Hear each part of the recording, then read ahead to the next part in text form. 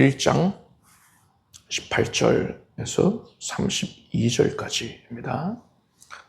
우리가 로마서를 살펴보고 있는데 한 절만 가지고도 오랫동안 해석을 할 때가 있고 쭉쭉쭉쭉 앞으로 보시면 이제 진도가 빨리빨리 나가는 것도 있을 거예요.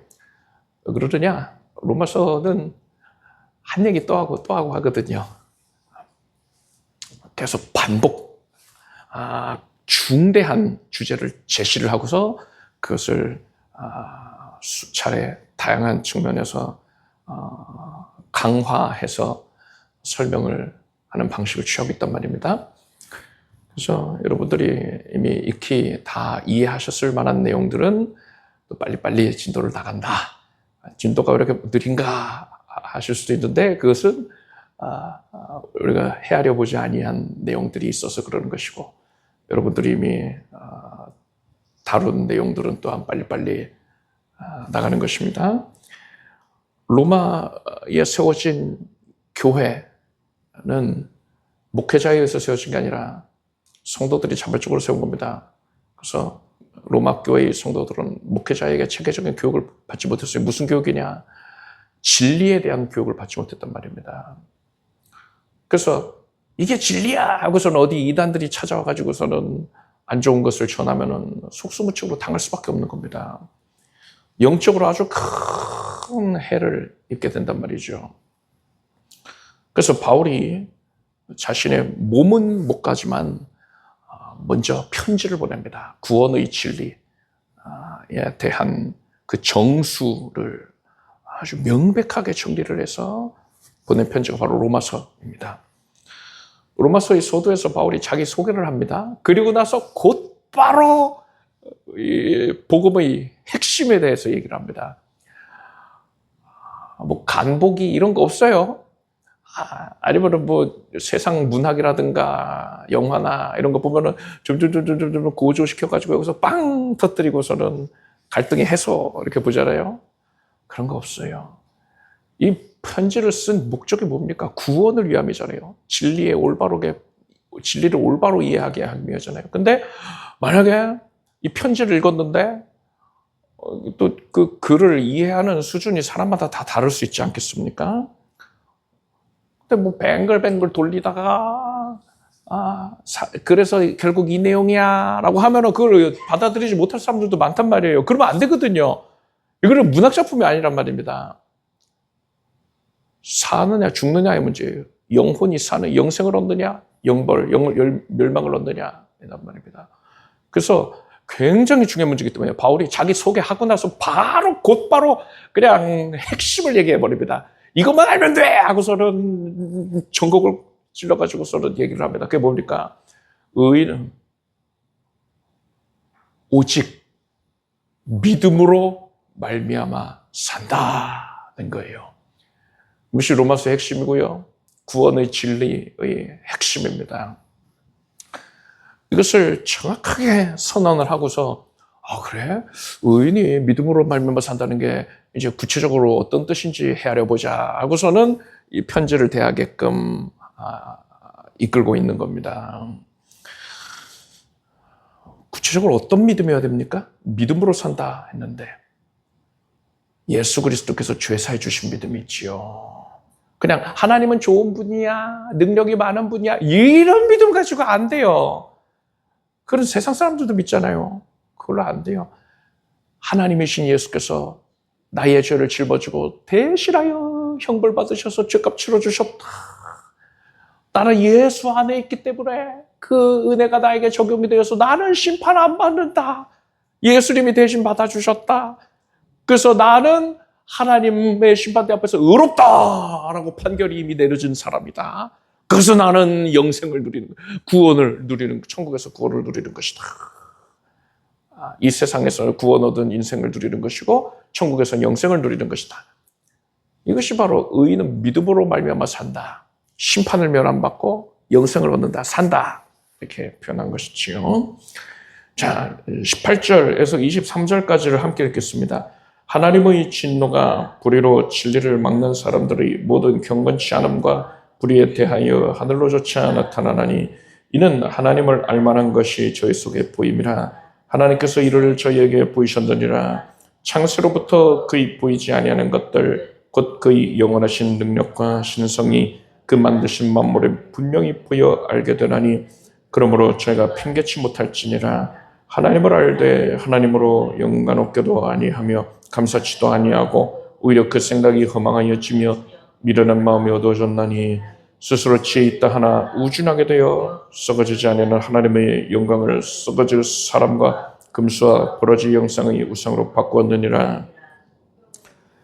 바울은 모든 사람들이 다 죄 아래에 있기 때문에 필연적으로 심판받을 수밖에 없는 존재임을 말하고 있습니다.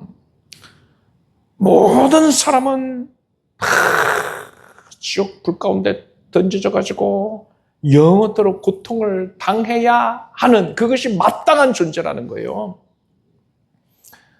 이 사실을 왜 얘기하는 겁니까? 멸망당하는 게 너무나 명백하게 당연한 사실을 알면 알수록 그런 멸망 가운데에서 나를 구원해 주시는 데가 너무나 감사한 거예요. 그 은혜가 얼마나 큰지. 멸망이 당연하다고 여기면 여길수록 그 가운데서 건져내 주신 은혜가 빛을 발하게 되는 것입니다. 주목받게 되는 거예요. 그래서 바울은 우리로 하여금 구원받은 은혜에 집중하게 하는 거예요. 구원받은 은혜 이외에 다른 것에 집중하는 건 합당치가 않죠. 그러니까 이 편지를 읽어 나가면서 다른 생각하지 못하게 붙들어 두고 있는 겁니다. 바울이요 지금 하나님의 은혜, 그래서 돈 잘 버는 은혜, 육체가 건강한 은혜 이런 것에만 관심 갖는 사람들도 있을 수 있잖아요. 그런 게 아니라 구원의 은혜가 이렇게 중요한 거야. 멸망당해서 영원토록 불 가운데 고통당해야 마땅한 추악한 죄인들인데 그런데 구원해 주시잖아. 이 은혜만을 주목해라 하고 있는 겁니다. 여러분 구원의 은혜에 주목하길 바랍니다. 이것을 지금 강조를 해서 말하면서 모든 사람이 이렇게 다 추악하다. 다 극심한 죄 가운데 있다. 그래서 모든 사람은 지옥 가는 게 마땅하다. 결국 이 얘기하는 거거든요. 이 말을 듣고서 이런 의문을 가질 수가 있습니다. 아니 모든 사람이 지옥 가는 게 마땅하다니 그러면은 예수 그리스도의 복음을 듣지 못한 사람들은 어떡하냐. 복음을 들었는데도 불구하고 나 예수 합니다. 손사래를 친 사람들은 지옥 가는 건 당연하게 여길 수 있겠지만 애초에 복음을 들을 기회조차 없었던 자들은 어떡하란 말이냐. 그들까지 지옥에 보내는 거는 비합리적이고 불공평한 거 아니냐. 아예 복음을 못 들었는데 기회가 없었는데 어떻게 그들을 지옥에 보낼 수가 있어? 진짜 하나님이 그렇게 하실까? 그렇게 불공정하게 하실까? 이렇게 생각하는 경우들이 있습니다. 꽤 많아요. 세상 종교들 중에서는 이제 그런 생각에서 출발해서 사상을 만들어내는 자들도 들어 있었죠. 그런데 이런 질문은 전제 자체가 틀린 겁니다. 하나님께는요, 사람을 구원해 주어야 할 의무가 없어요. 모든 사람은 죄인이기 때문에 심판받아서 지옥에 던져져서 고통당하는 것, 이게 당연한 겁니다. 우리 모두가 지옥에서 영원토록 극렬한 불 가운데 고통당해야 하는 게 정상이란 말이에요. 그런데 웬 말인지, 웬 은혜인지 하나님께서 나를 구원해 주셨으니 이 은혜가 참으로 기이한 것이고 나는 하나님께로부터 특혜를 받은 것입니다. 말 그대로 특별한 은혜예요. 특별한 은혜. 그런데 이렇게 알려줘도요, 받아들이지 않는 사람들이 있어요. 진리에서 배제된 자들이 그런 모습을 보이죠. 이들은 그래도 이 복음을 들을 기회조차 없었던 사람들은 특별히 구원받을 다른 기회가 있을 거야. 그게 상식적이지 않겠어? 그래서 자기 생각의 범주 내에서 하나님의 구원의 경륜을 해석을 하려고 합니다. 그래서 나름대로의 사상들을 만들어내요. 이들이 그런 주장할 때에 빠지지 않고 등장하는 두 인물이 있죠. 우리 민족의 위인으로 일컬어지는 세종대왕과 이순신 장군. 너무나 훌륭한 분들이다 하면서 모든 이들이 칭송하고 있잖아요. 그 두 분이 이야기를 언급하면서 이 두 분이 훌륭하지 않냐, 지극히 훌륭하지 않냐, 그런데 복음 못 들었을 거 아니야. 그런데 세종대왕이, 이순신 장군이 구원을 못 받는다면 이건 불공평한 거 아니야? 이런 분들이 구원 못 받으면 누가 구원 받겠어? 이러는 거예요. 이 말 자체가 틀렸죠. 사람들한테 아무리 칭찬받아도요, 예수 그리스도 안에 있지 않으면요 심판을 못 피해요. 하늘에서 비 오듯 화살이 쏟아지고 있는데 착한 일을 했다고 해서 그 화살 피합니까? 못 피한단 말이에요. 예수께서 가려주시고 있는데 그 안에 들어와야지만 피할 수 있는 겁니다. 그래야지만 심판을 면함받는 거예요. 그런데 뭐 사람들이 칭송한다, 훌륭한 일을 했다 하여서 구원 받는 게 아닌데, 이런 말 하는 자들이 정말 많아요. 교회 내에도 많아요. 목사 하면서 신앙에 대한 궁금증을 해결해 드리겠습니다 하면서 막 영상 찍고 하는 사람들 중에서도 많아요. 참 한심하죠. 그런 자들 보면. 이렇게 이들이 그런 비뚤어진 생각을 가지고서는요, 성경을 자기 멋대로 해석을 한단 말입니다. 그래서 이들이 자기 주장의 근거로 삼고 있는 성경 구절들에 대해서 우리가 제대로 이해를 하고 있어야 돼요. 잘못 이해하면 그들의 주장이 현혹될 수 있잖아요. 막 성경 가지고 와가지고서는 얘기를 하니까. 이들이 근거 삼는 말씀이 뭐냐? 사도행전 17장 30절입니다. 알지 못하던 시대에는 하나님이 허물치 아니하셨거니와 이제는 어디든지 사람을 다 명하사 회개하라 하셨으니 했어요. 바울이 한 말입니다. 복음을 알지 못하던 시대에는 하나님이 허물치 아니하셨다. 이 구절을 가지고 가지고서는 하나님께서 복음을 알지 못하던 시대에는 허물을 묻지 않으셨어. 그러니까 다른 구원의 기준을 적용하셨다는 거 아니냐, 이렇게 얘기를 하는 거예요. 이 말씀은 그런 의미가 아니에요. 바울이 이 말을 한 배경을 우리는 알아야 됩니다. 바울은 로마 시대에 활동을 했어요. 당시 사람들은 유럽과 중동 지역만이 세상의 전부라고 생각을 했습니다. 바울도 마찬가지였어요. 그래서 바울은 서바나, 그러니까는 스페인 지역을 땅끝이라고 부르기도 했습니다. 이런 배경을 알고 이 말씀을 이해해야 되는 거예요. 바울은요, 모든 민족에게 복음이 전해지면 그제야 이 세상의 끝이 오고 심판을 받게 된다, 이렇게 하나님께서 말씀하셨는데, 옛적에는 모든 민족에게 복음이 전해지질 않았다. 그래서 하나님께서 허물치 아니하셨던 것이다. 즉 심판하지 아니하신 것이다 얘기해요. 세상을 멸망 심판하지 아니하셨다. 왜? 땅끝까지 복음이 전해지질 않았으니까. 이 얘기한 겁니다. 그런데 오늘날에는 로마 제국 전 지역에 복음이 두루두루 전해지고 있지 아니하냐. 그러니 이제 곧 세상의 끝이 올 것이다. 이제 멸망심판 당한다. 그러니 속히 회개해라. 이렇게 말했던 거예요. 그래서 알지 못하던 시대에는 하나님이 허물치 아니하셨으나, 이 말은 복음이 땅끝까지 전해지기 전에는 하나님이 세상을 멸망시키지 아니하셨지만 이 뜻이었던 것입니다. 그런데 이제는 복음이 땅끝까지 전해지게 됐으니 지금 너는 회개해야 돼. 이렇게 강조해서 말했던 거예요. 그런데 이것을 그릇된 사상을 가진 자들이 성경을 왜곡해서 해석을 하고 그것을 또 전파를 하고 있단 말입니다. 성경은 로마서 2장 12절을 보니까 무릇 율법 없이 범죄한 자는 또한 율법 없이 망하고 무릇 율법이 있고 범죄한 자는 율법으로 말미암아 심판을 받으리라 했습니다.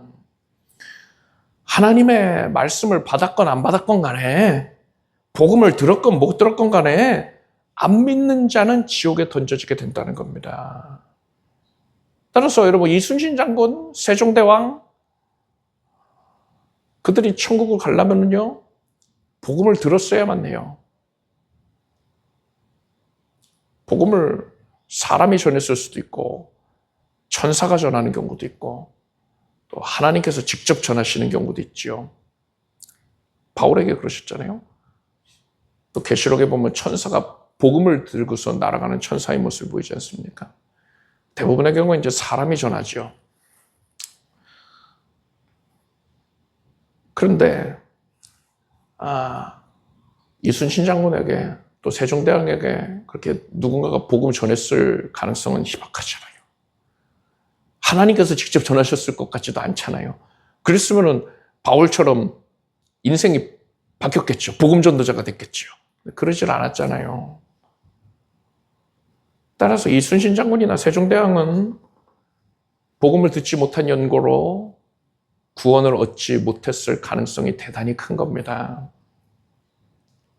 복음 들을 기회가 없었는데 이거 정상 참작이 안 된단 말입니다. 이순신 장군은 세상 사람들이 다 추앙하는데 아니요, 상관없어요. 사람들이 아무리 박수친다 하더라도요 하나님 앞에서는 시뻘건 죄인인 것입니다.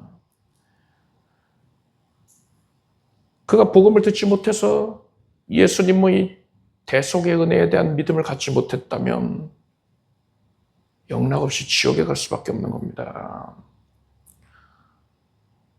바울은 오늘 본문인 20절 말씀 보니까 장세로부터 그의 보이지 아니하는 것들 곧 그의 영원하신 능력과 신성이 그 만드신 만물에 분명히 보여 알게 되나니 그러므로 저희가 핑계치 못할지니라 했어요. 나는 하나님 알지도 못했는데 예수 그리스도 알지도 못했는데 복음 듣지도 못했는데 핑계가 안 된다는 겁니다. 여러분 이것이 부당하다고 느껴집니까? 만약 그렇게 생각하고 있다면요 그것은 하나님 왜 나만 구원했어요? 왜 저 사람은 구원 안 했어요? 이렇게 하나님께 따지는 것과 같아요. 성경은 이렇게 말합니다. 이 사람아 네가 네기에 감히 하나님을 질문하느뇨. 지음을 받은 물건이 지은 자에게 어찌 나를 이같이 만들었느냐 말하겠느뇨.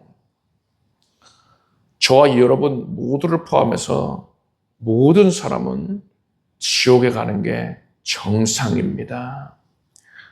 그게 당연한 거예요. 그런데 하나님께서는 저와 여러분에게 복음을 듣게 해주셨고 복음을 들을 때에 믿음을 얻게 하여 주셨습니다. 이것이 참으로 각별한 은혜인 거예요.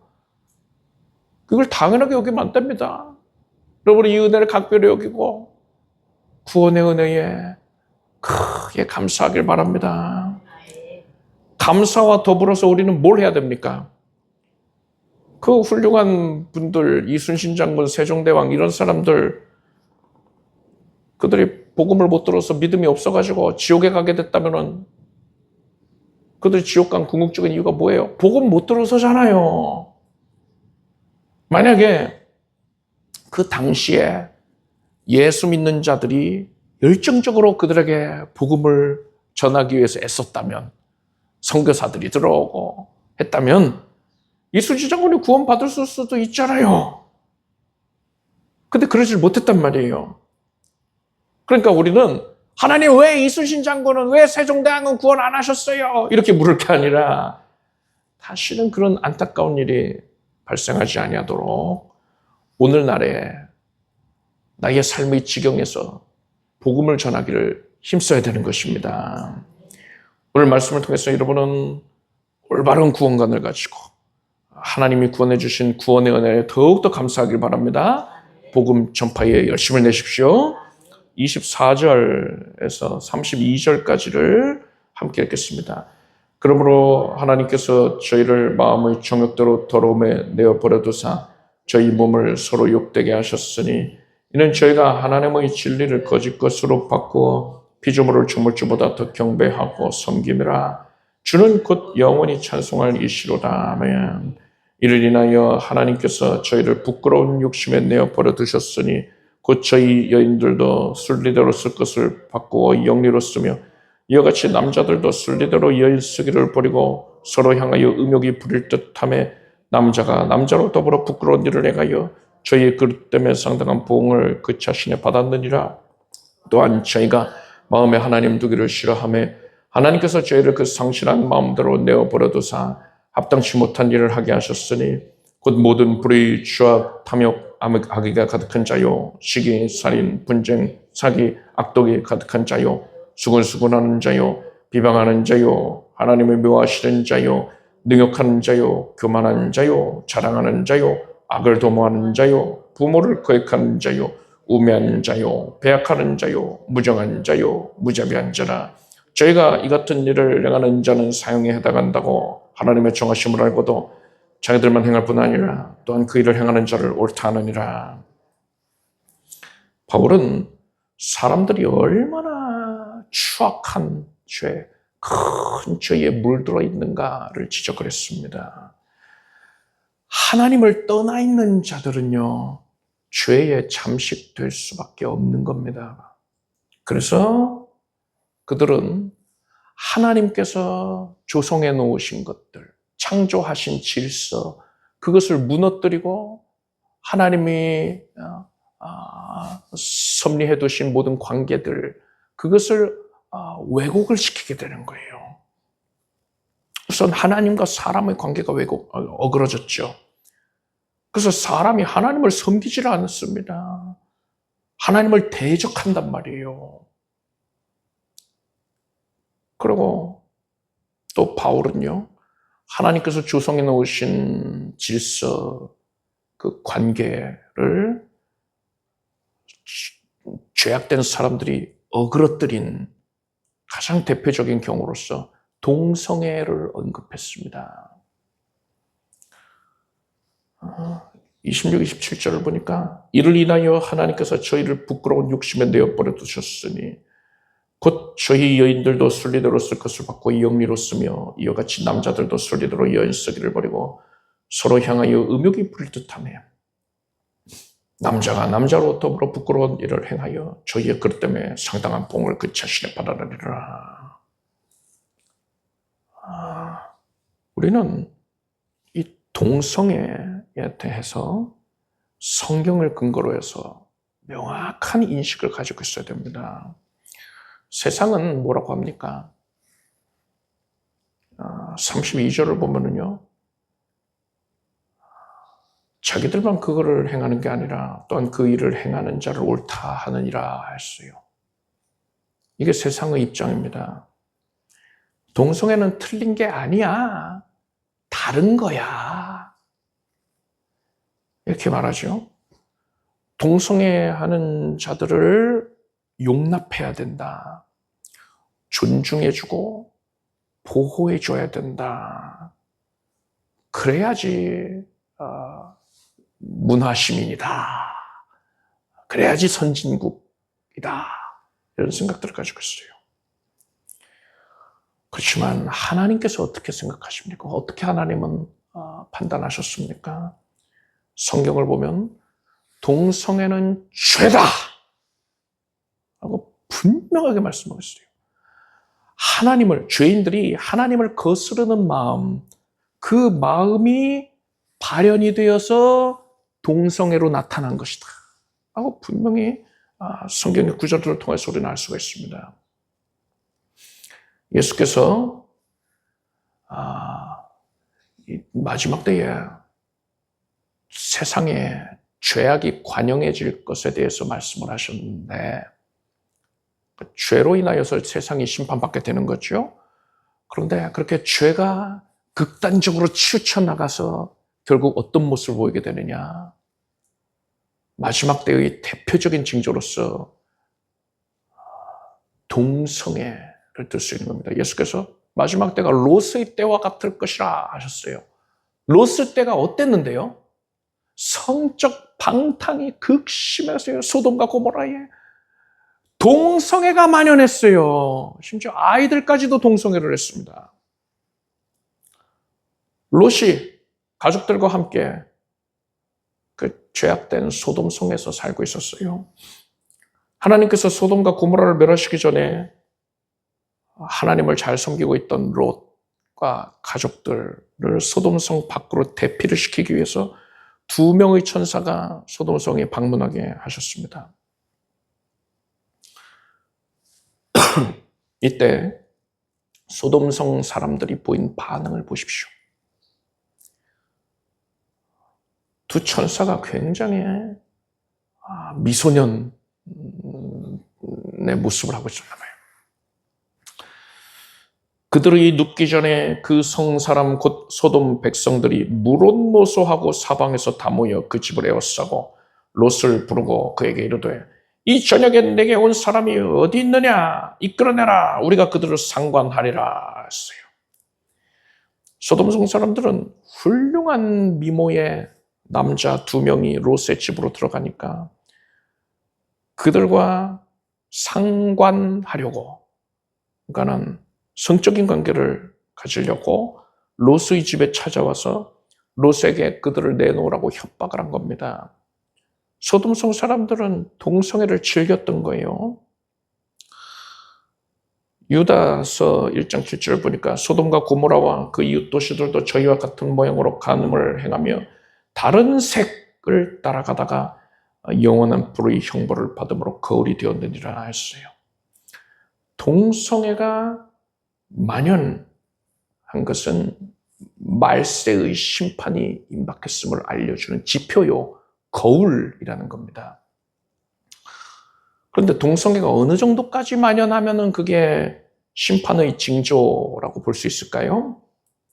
롯의 이야기를 살펴보면 정말 충격적인 내용을 확인할 수가 있어요. 소돔 백성들이 롯의 집에 물온노소하고 찾아왔다 했어요.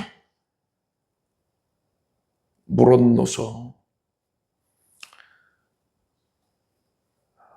어린아이들도 포함되어 있었다는 겁니다. 나이 든 사람만 있는 게 아니라 어린아이들이 있었다는 거예요. 롯에게 찾아와서 협박하는 자들 중에, 그러니까 눈이 뒤집혀가지고서는 협박하고 있는 거잖아요. 그들 중에 어린아이들이 있었다는 거예요.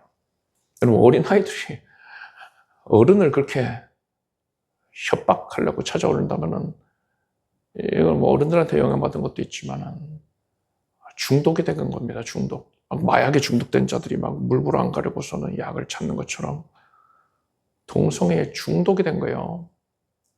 그래서 그 어린아이들이 롯의 집에 찾아와서 험한 소리를 하면서 그 남자들을 내놔 하는 겁니다. 오늘날의 마귀는 동성애를 음지에서 양지로 끌어내려고 온갖 술수를 다 부리고 있어요. 그것을 위해서 마귀는 사람들이 기존에 가지고 있었던 성 역할과 성 정체성을 파괴하는 데에 주력하고 있습니다. 그래서 사람들이요, 결국에는 동성애를 전혀 이상하게 여기지 않게 만드는 겁니다. 그것을 위해서 대중문화를 적극적으로 이용을 하고 있죠. 대중문화에서도 성별을 모호하게 만들어 놓는다든가, 어떤 캐릭터의 성별을요, 남자가 하던 것들을 여성이 하게끔 하면서 이게 성평등이야 이런 식으로 여자가 할 법한 일들을 남자가 하게 하면서 이게 성평등이야 그러잖아요. 그래서 남녀의 구분, 성 역할에 대한 고정관념을 완전히 고정된 관념, 사회적인 관념들을 다 박살을 내고 있어요.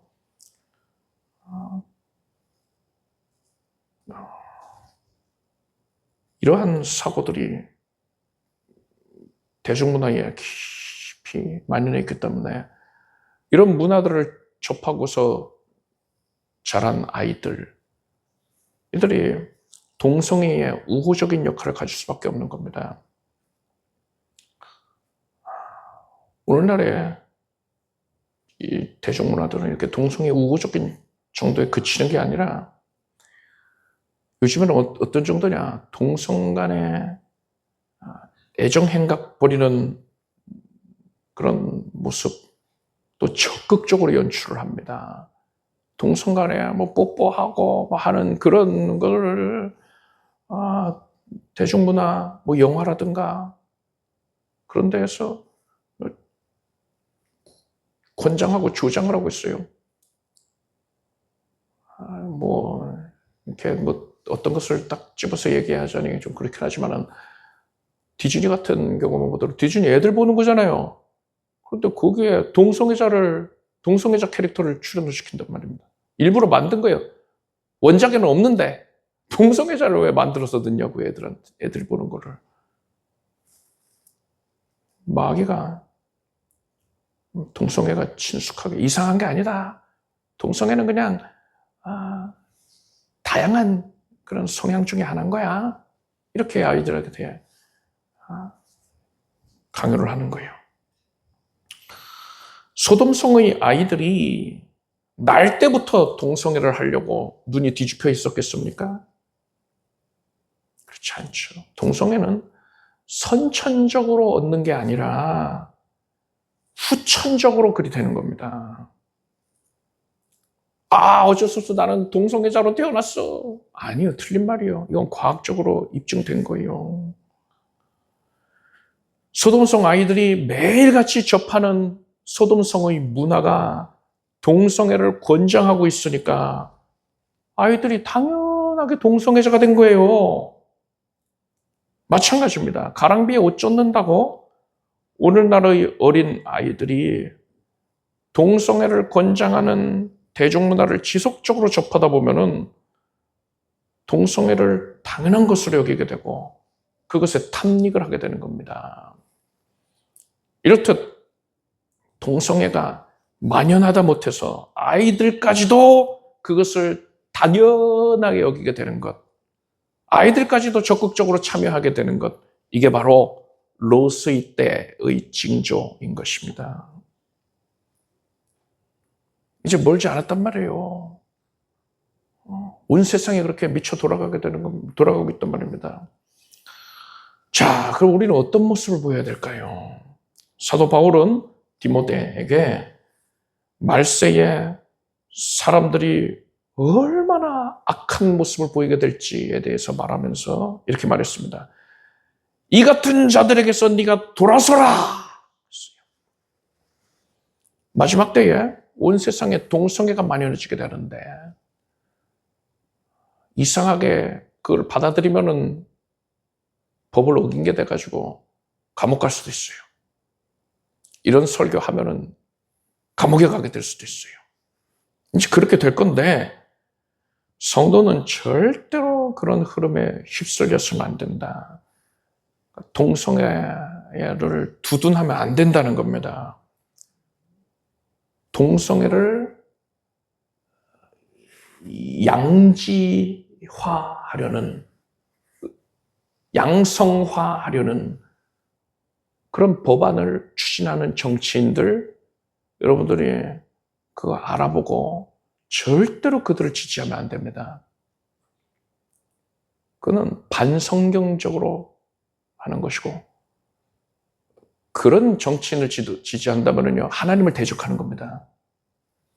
말세의 악한 시류에 내가 도움을 주는 거예요. 그런 시류가 조성되는 것을.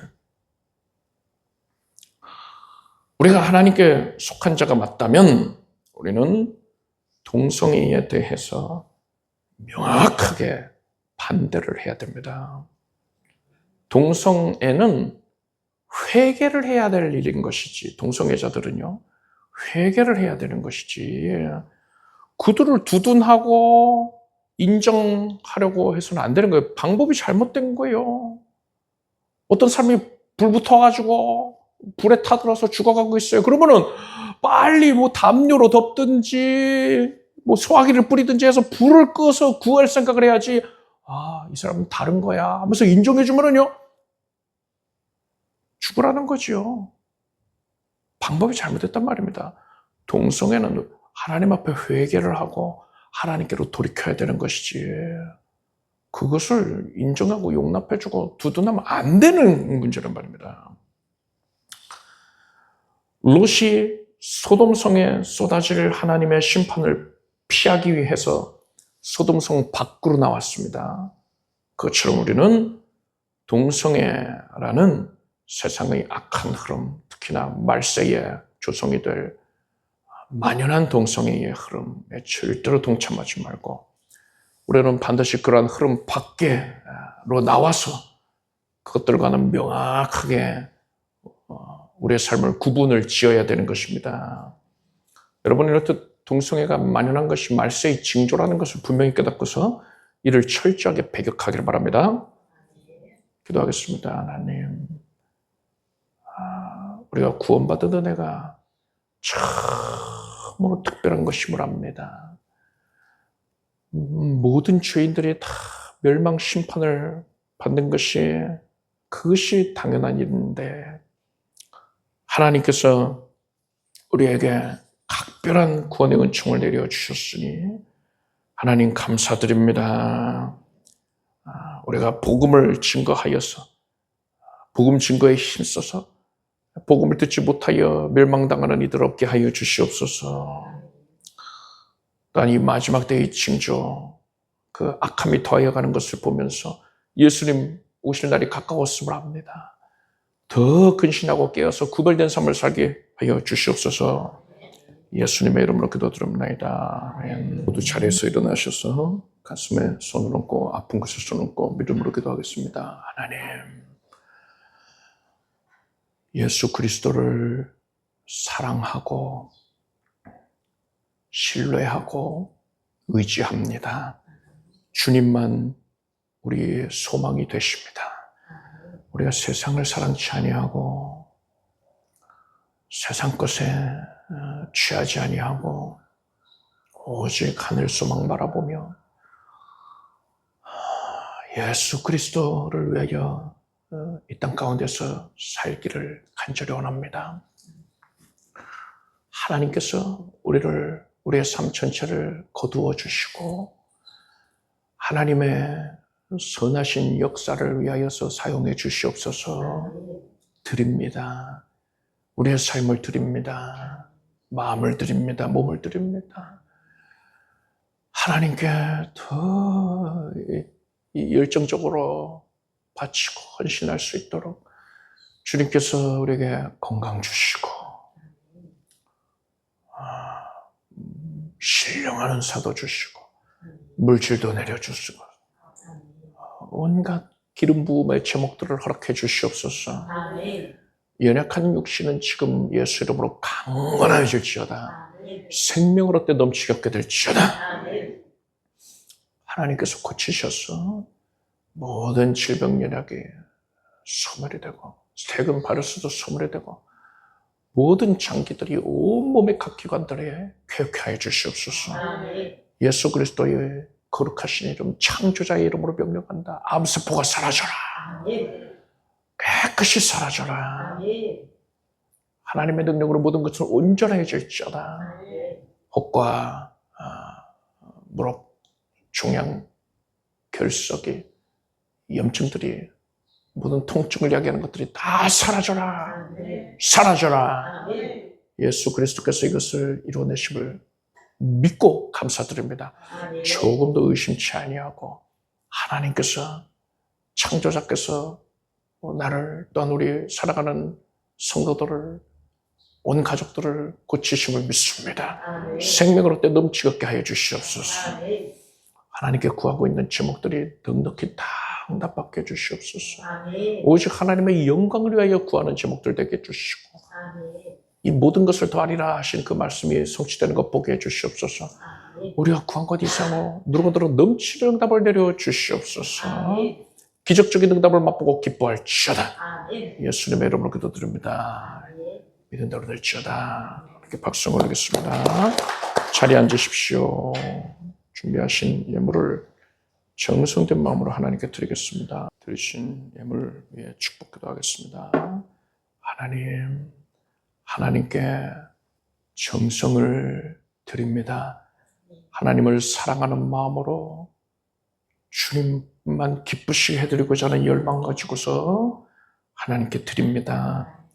거두어 주시옵소서.